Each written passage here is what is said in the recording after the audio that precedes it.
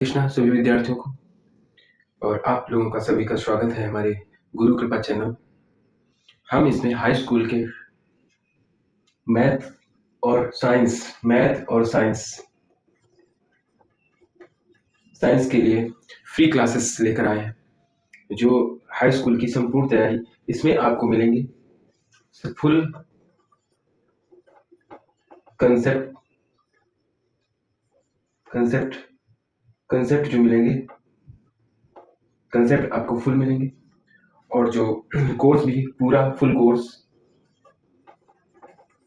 Course आपको मिलेगा।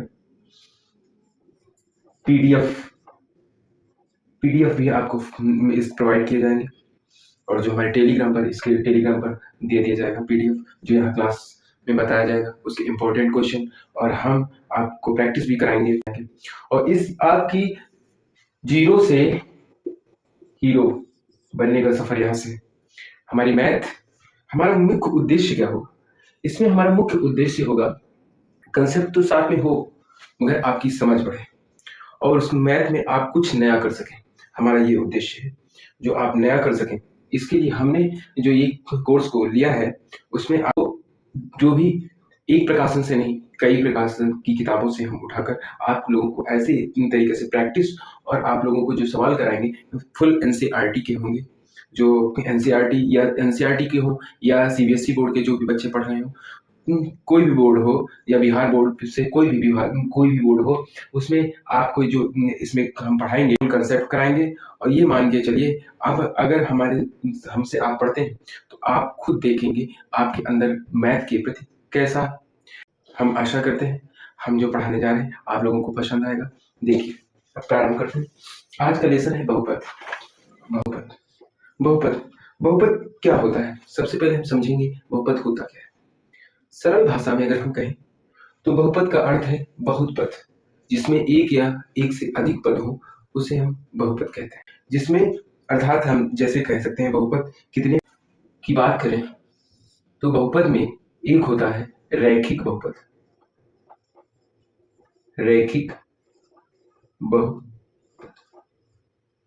बहुपद क्या होता है? बहुत पद मतलब पद जिसमें बहुत पद हो, ठीक है, रैखिक बहुपद। दूसरा आपका आ जाता है रैखिक के बाद में द्विघात बहुपद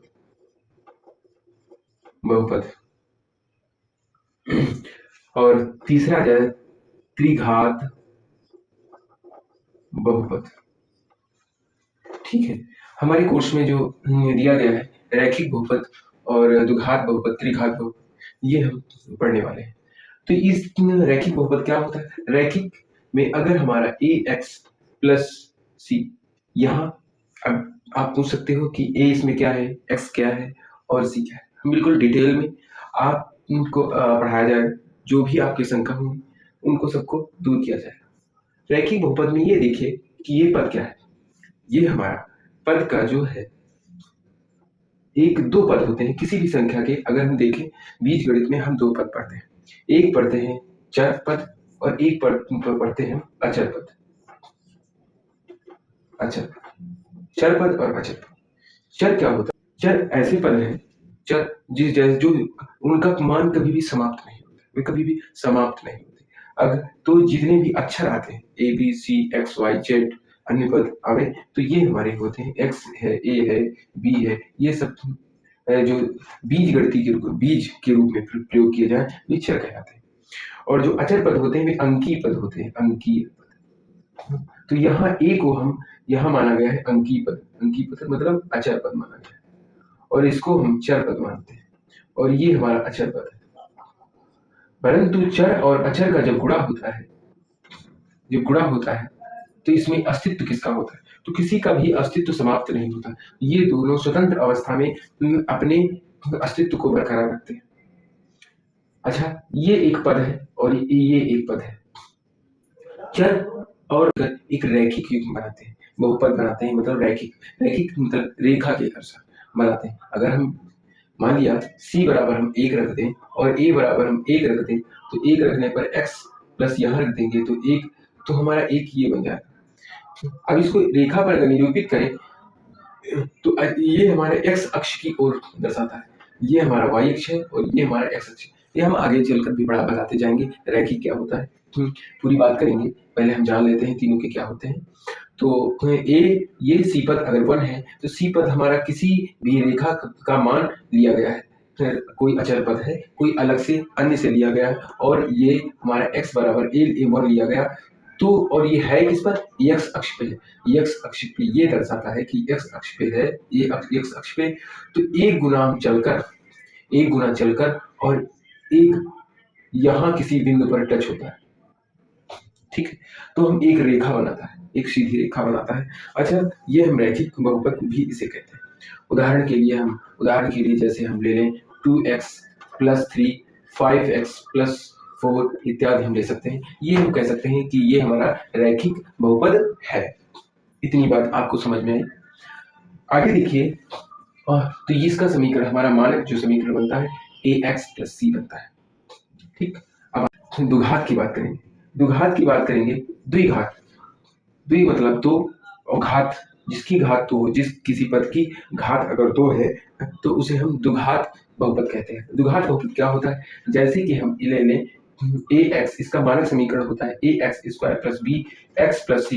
इस प्रकार का अगर समीकरण कहीं दिख जाए तो वो हमारा क्या होता है, द्विघात बहुपद। द्विघात बहुपद में एक बहुत विशेष बात है, ये आपके कोर्स में भी दिया है। इसमें से 16 नंबर से लगा के 10 नंबर के 8 नंबर तक ये इसमें क्वेश्चन हर साल फंसते हैं यूपी बोर्ड में। मोस्ट इंपॉर्टेंट लेसन है कि पहले हम बहुपद से जानेंगे, फिर धीरे धीरे हम बताते चलेंगे कि किसमें क्या होता है, क्या नहीं होता है। इसमें धीरे धीरे एक एक चीज समझते चले जाएंगे, क्योंकि जिस मकान की दीवार, जिस मकान की जो नींव होती है वो मजबूत अगर है तो आप देखेंगे उस पर मकान बहुत अच्छा तैयार होता है, मजबूत तैयार होता है। उसी प्रकार हम धीरे धीरे तो चलेंगे, मगर इतनी फास्ट चलेंगे कि आपका कोर्स बहुत तेजी से चलेगा, एक एक क्वेश्चन होगा और मजा आ जाएगी आपको। द्विघात बहुपद, तो द्विघात बहुपद में आपको दिखाई दे रहा है कि ये क्या है, ये है घात। ये एक चर पद, एक अचर पद मिलकर एक पद बना रहे हैं, और ये भी चर एक अचर पद, ये केवल अचर पद है। तो हम क्या करते हैं, तो और 15x प्लस अब 2, ये हमारा 0, ये हमारा द्विघात बहुपद। इसी प्रकार से कई प्रकार के जिनके जोड़े बन जाए, वो जो समीकरण को संतुष्ट करने वाले अगर 2 मूल हैं तो आपका द्विघात बहुपद बन जाएगा, द्विघात बहुपद बन जाएगा। त्रिघात अब आ जाती है, त्रिघात तो 3 घातें, त्रि मतलब 3 और घात मतलब घात जिसके ऊपर शीर्ष पर इकाई चढ़ी हो, इकाई का अंक चढ़ा हो। जैसे हम कह सकते हैं इसका मानक समीकरण होता है ax की 3 plus bx square plus cx plus d। ये एक अचर पद है, ये abc ये भी अचर पद है, और x जो है हमारी चर पद है। तो हमारा इस प्रकार का जो समीकरण बनेगा वो हमारा त्रिघात समीकरण होगा, या हमारा बहुपद बहुपद के अंतर्गत रेखी बहुपद, त्रिघात बहुपद, द्विघात बहुपद और त्रिघात बहुपद, ये तीनों आपने समझ लिए। अब हमें इनको इंग्लिश में कहते हैं लीनियर पॉलिनोमियल, इसे कहते हैं क्वाड्रेटिक पॉलिनोमियल, और इसे कहते हैं क्यूबिक पॉलिनोमियल, ठीक है।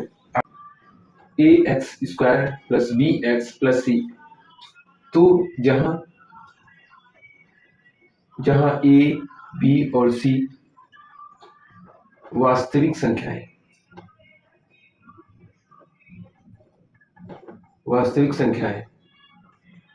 आप नोट भी बनाते चलिए, बहुत अच्छे से है।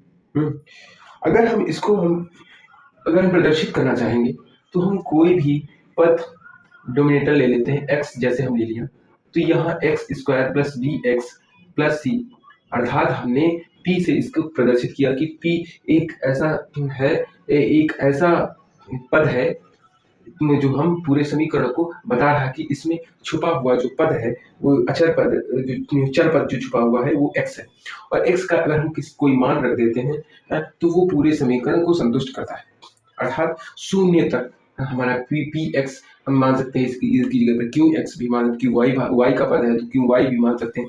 इसके कई प्रकार के अक्षरों से इसे प्रदर्शित करते हैं, ठीक है।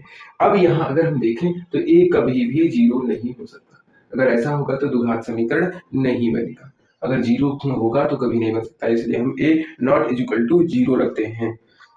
ठीक है, तो शून्य कौन बनाता है? अब बात आती है इस द्विघात समीकरण को शून्य कौन बनाता है? शून्य बनाने के लिए इसकी शून्यता, अगर द्विघात है तो इसको शून्य कर, शून्यांक इसकी शून्यांक होते हैं। शून्यांक, शून्य मतलब जो संपूर्ण पद को शून्य कर दे, या ऐसे कर सकते हो, शून्य कर दे, क्या कहलाता है? शून्योत्तर संख्या कहलाती है। कहलाता है शून्यांक कहलाता है। शून्य अंक ऐसा अंक हो जो पूरे समीकरण को शून्य कर दे, तो वो क्या कहलाता है? शून्यांक कहलाता है। अब जैसे कि एक हम उदाहरण लेते हैं, फिर हम विचार करते हैं कि पी एक्स में लेते हैं। अगर हम यहाँ यदि हम x बराबर 2 रख दें तो क्या होगा? तो हम ऐसे ही रखते हैं, आप 9th में पढ़ चुके होंगे। 2 रख दें 4, तो 2 दूना 4, 3 दूना 6 और 2 दूना 4, तो ये माइनस का है, ये प्लस का है, कट गए, अर्थात p 0 और ये -6 आ गया। ये तो 0 से ज्यादा छोटा होगा, तो नॉट इक्वल टू, मतलब ये वाला शून्योत्तर नहीं होगा, शून्य नहीं बनेगा। तो शून्य बनाने के लिए हम क्या करेंगे?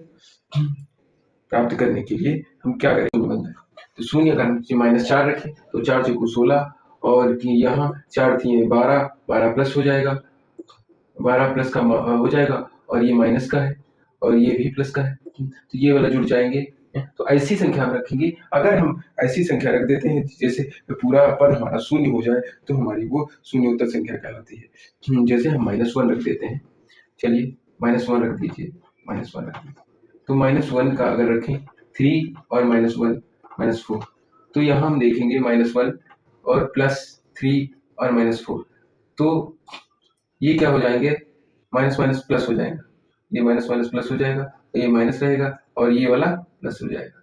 ठीक है, तो ये बन गया 4 और -4 बराबर 0, p -1 का मान 0 आ गया, तो ये हम क्या कहेंगे? ये शून्यांक है। तो द्विघात समीकरण में हमने जाना कि इसमें इंपॉर्टेंट क्या होगा? मुख्य बिंदु आपके नोट्स के लिए काम में आएंगे। मुख्य बिंदु पहला क्या होगा? पहला होगा हमारा द्विघात समीकरण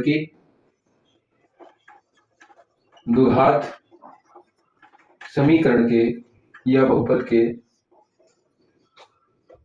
दो मूल होते हैं, ठीक है, 2 मूल होते हैं तथा 2 शून्यांक होते हैं। अब आप कहेंगे शून्यांक सर 2 सिद्ध कीजिए, कैसे होते हैं? तो इसी समीकरण को लेते हुए हम आपको सिद्ध करते हैं। ठीक है, 4 बराबर 0। अब 4 से गुणा करिए, 4x से अगर ये x निकल जाए तो आपका क्या हो जाएगा? निकल गया तो 3 बन जाएगा, यार -3x बन जाएगा। अब x कॉमन ले लेते हैं, गुणनखंड कर रहे हैं, -4 लीजिए, एक ब्रैकेट में x + 1 लिख लेते हैं, एक में x - 4 रख देते हैं और 0 रख देते हैं। ठीक, x का अगर उस तरफ करें, x के बराबर तो -1 और x बराबर 4, अगर 4 हम इस समीकरण में रख दें, -4 ना रख के हम 4 रख दें, तो ये पूरा पद शून्य हो जाता है। अच्छा, जांच कर लेते हैं, चलो जांच कर लेते हैं। जांच करने के लिए हम क्या करते हैं, इसमें 4 अभी a-1 हम आपको दिखाया कि द्विघात समीकरण के 2 मूल होते हैं, तो 2 मूल ये आपके बन गए, तो 2 मूल होते हैं। ये बात आपको कंठस्थ होनी चाहिए कि द्विघात समीकरण के 2 मूल होते हैं, 2 शून्यांक होते हैं। ठीक, अब हम करके दिखाते हैं आपको कैसे होते हैं। देखिए, ये वाला हम आपको करके दिखा चुके हैं अभी। अब ये देखिए, अगर यहाँ हम 4 रख दें इस समीकरण में, ऐसे रख दें, px4 x की स्थान पर, x की जगह पर x² -3, इसकी जगह पर 4 -4, 4 चौको 16 और 4 थी 12 और 4। अब 4 इससे घट गया तो ये हो गया 12, 12 - 12, देखिए ये शून्य आ गया। तो ये एक ऐसा 4 है जो पूरे पद को शून्य कर देता है, इसलिए ये एक शून्यांक है। हमारी बात आप सबको समझ में आ रही होगी कि शून्याङ्क क्या चीज होती है। शून्याङ्क पहले हम समझेंगे, शून्याङ्क, फिर उसके बाद में हम समझेंगे कि द्विघात समीकरण क्या होता है, x square plus b x plus c के मूल कौन कौन से होते हैं। तो इसमें एक बीजगणित में हम एक अल्फा मान लेते हैं और एक बीटा मान लेते हैं, अल्फा और बीटा। अल्फा बीटा को मान लेते हैं तो इसमें क्या होता है, ये प्रथम पद है, ये द्वितीय पद है और ये तृतीय पद है। तो इनका क्या होता है, जब हम इनका मूलों का अगर योगफल करें, मूलों का योगफल इसे कहते हैं शून्याङ्कों का योगफल या मूलों का योगफल।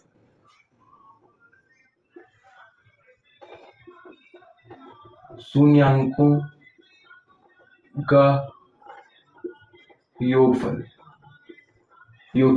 निकालना हो तो आप कहेंगे ये पद कौन सा है, ये पद होता है हमारा द्वितीय पद, मतलब तो हम इसको कहेंगे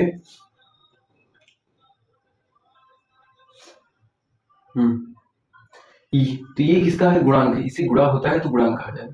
तो कहेंगे x का गुणांक, ठीक है, x का गुणांक बटे माइनस बी अपॉन ए, अल्फा प्लस बीटा बराबर होता है हमारा माइनस बी अपॉन ए, ठीक। तो दो पद होते हैं जो हमारा योगफल निकलेगा, शून्याङ्कों का योगफल अल्फा प्लस बीटा और माइनस बी अपॉन ए। शून्याङ्कों का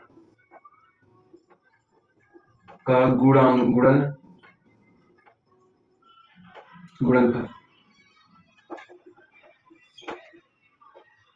तो अल्फा और बीटा इसे कहा जाता है। तो इसमें क्या होता है, इसमें आपका होता है अचर पद अपॉन एक्स स्क्वायर का गुणांक, ये कह सकते हैं हम अचर पद सी और एक्स स्क्वायर का गुणांक कौन सा है, ए। तो ये अल्फा और बीटा हमारा बन गया सी अपॉन ए। यही इस दोनों सूत्र से पूरे सवाल आपके हल होंगे, पूरी प्रश्नावली में आपके प्रश्न हल होंगे अच्छे से, ठीक है। रैखिक शून्याङ्कों के संबंध में हम आगे भी चर्चा करेंगे, अगले वीडियो में हम इनके सवाल का जो प्रश्नावली है उसको हल करेंगे। इतना आप नोट्स अपने बना लीजिए, अगले वीडियो में फिर मिलेंगे, तब तक के लिए राधे कृष्ण।